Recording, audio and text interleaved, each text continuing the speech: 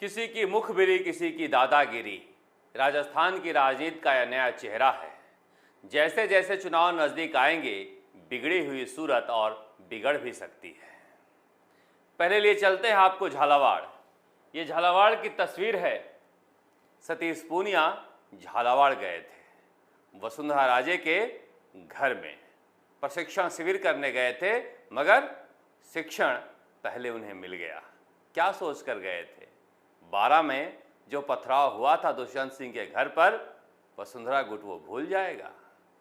सतीश पूनिया के आने से पहले उनके कार्यकर्ताओं का स्वागत ईंट भट्ठों से किया गया है।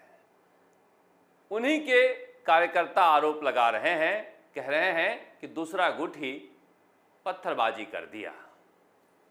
देखिए किस तरह के हालात बीजेपी में बने हुए हैं कि सड़क पर संग्राम शुरू हो गया है। कम से कम कांग्रेसी यह तो कह सकते हैं कि गहलोत और पायलट में चाहे जितना भी झगड़ा हो, सड़क पर संग्राम नहीं है। 12 में जो हुआ सबने देखा और झालावाड़ में जो हुआ वो सब देख ही रहा है। कहा जा रहा है, पता नहीं सच्चाई क्या है, कि वसुंधरा राजे का पोस्टर, बैनर एक जगह नहीं लगा हुआ था, जिससे अनिल जैन के खिलाफ वसुंधरा राजे के समर्थक नाराज हो गए। अनिल जैन इन दिनों सतीश पूनिया के साथ हैं, जबकि झालावाड़ में ऐसा वसुंधरा राजे का मानना है कि सिक्का हमारा चलना चाहिए। हालांकि वहां के जिला अध्यक्ष कह रहे हैं कि इसमें बीजेपी के किसी भी गुट का हाथ नहीं है झगड़ा करने में, लेकिन अपना हारा और जोरू का मारा कौन बताता है और किससे बताए? बीजेपी वाले कह भी नहीं रहे हैं कि खुद के पार्टी के लोगों ने पत्थरबाजी कर दी। याद है आपको, सतीश पूनिया के काफिले पर किसी ने पत्थर फेंका था।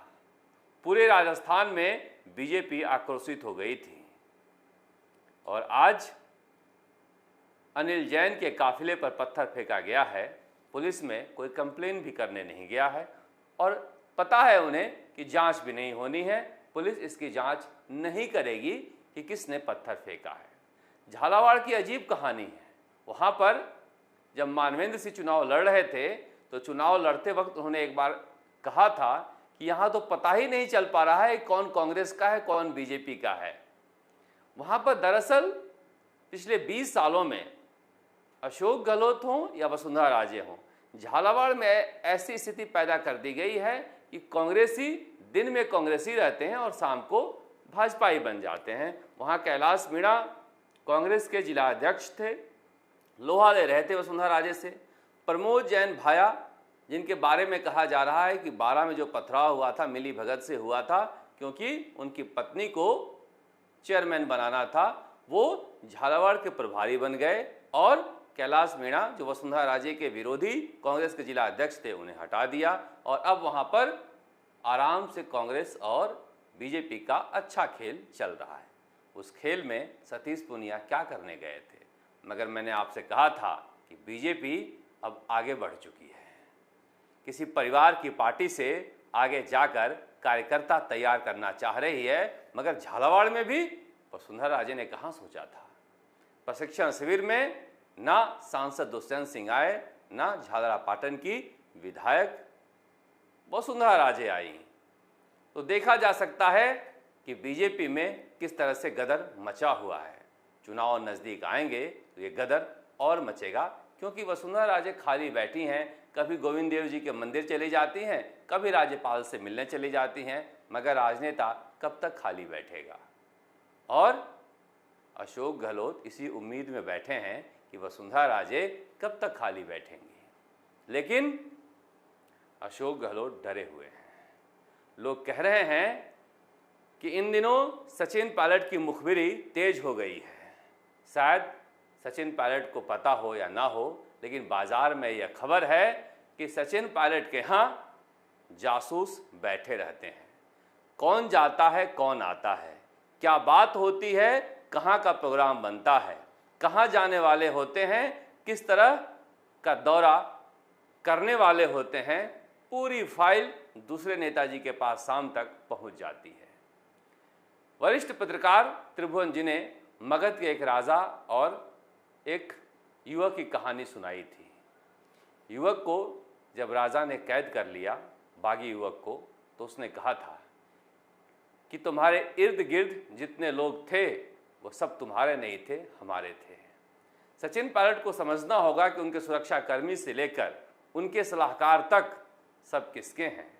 कहा जा रहा है कि ताबड़तोड़ जो 3 दौरे उदयपुर संभाग का किए हैं मुख्यमंत्री अशोक गहलोत, इसलिए किए हैं कि उन्हें पता लग गया था कि शायद सचिन पायलट उदयपुर संभाग के दौरे पर जाने वाले हैं। इससे पहले ही उन्होंने निपटा दिया। हर खबर अशोक गहलोत के पास रहती है, तो क्या सचिन पायलट मुखबिरी के शिकार हो रहे हैं? पता नहीं। खुद ही उन्हें पता लगाना होगा कि कौन उनके घर पर ड्यूटी कर रहा है और किससे वो बात कर रहे हैं, वो किसका व्यक्ति है। क्योंकि राजनीति में यह बेहद ज़रूरी होता है कि अपने कार्ड आप अपने दिल में छुपा कर रखें।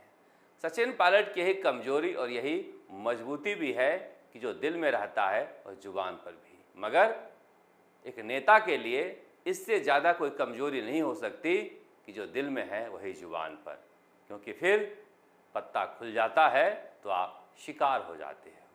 तो वाकई में सचिन पायलट शिकार हो रहे हैं। असफल इसलिए हो रहे हैं कि वो क्या करना चाहते हैं, क्या सोचते हैं, क्या करने वाले हैं, अगला आदमी उनके पल पल की खबर रखे हुए है। कमाल की बात है, देश में कहीं भी सचिन पायलट जाएं, दूसरे नेताजी को खबर रहती है कि कहाँ गए हैं, किससे मिले हैं, कहाँ ठहरे हुए हैं, और ये सब जब खबर सामने आ जाए तो आप समझ सकते हैं कि राजनीति कितनी मुश्किल हो जाती है सचिन पायलट के लिए। और दूसरे नेताजी की यही मजबूती है, जो दिल में रहता है वो जुबान पर कभी नहीं आती है, और कभी कभी तो जो दिल में रहता है, या फिर अक्सर कह लें हमेशा जुबान पर उल्टा ही आता है। और इसी वजह से उनकी चाल को कोई आज तक भांप नहीं पाया। सचिन पायलट आज प्रदेश अध्यक्ष और डिप्टी सीएम का पद लुटाकर बैठे हैं, तो सिर्फ इसीलिए कि वह सामने वाले नेताजी की चाल भांप नहीं पाए। कहते तो हैं कि मैं मुख्यमंत्री अशोक गहलोत से बहुत कुछ सीखता हूं, मगर सीखना चाहिए, क्योंकि तभी सफल हो पाएंगे जब आप अपनी चाल खुद तक सीमित रख पाएंगे। मगर राजस्थान की राजनीति में ये सारी गंदगी जरूरी है क्या? पत्थरबाजी से लेकर मुखबिरी तक अब यही बचा है क्या? यकीन मानिए, जिस तरह की राजनीति कांग्रेस और बीजेपी में चल रही है, चुनाव आते आते इससे ज़्यादा गंदगी आपको देखने को मिलेगी। कहा जा रहा है कि राहुल गांधी का दौरा मई में 3 बार हो सकता है राजस्थान में। दूदू भी आ सकते हैं, कोटपुतली भी आ सकते हैं, और उदयपुर तो आ ही रहे हैं। कोशिश की जा रही है कि सचिन पायलट जिस तरह से मजबूत हो रहे हैं, घेराबंदी राहुल गांधी के जरिए ही किया जाए, क्योंकि सोनिया गांधी बहुत डिपेंड हो चुकी हैं राहुल गांधी पर। इसीलिए दौरे की तैयारी का जिम्मा धर्मेंद्र राठौड़ को दिया गया है, और वह कोशिश कर रहे हैं कि किसी तरह से अशोक गहलोत के जरिए राहुल गांधी को बुलाकर ताकत दिखाई जाए कि राजस्थान में अभी भी गहलोत ही हो रहा है, पायलट को लाने के बारे में मत सोचिएगा। मगर चिंतन शिविर के बाद ऐसी खबर है कि शायद कांग्रेस की राष्ट्रीय अध्यक्षा सोनिया गांधी अशोक गहलोत और सचिन पायलट को एक साथ बुलाकर मीटिंग करने वाली हैं। सबकी नज़रें उस मीटिंग पर रहेगी, क्योंकि उस मीटिंग के बाद ही तय हो पाएगा कि राजस्थान का यह 1.5 साल का जो भविष्य है वह किस तरफ जाएगा। राजस्थान तक की भी उस पर नज़र रहेगी। राजस्थान तक के लिए जयपुर से शरद कुमार।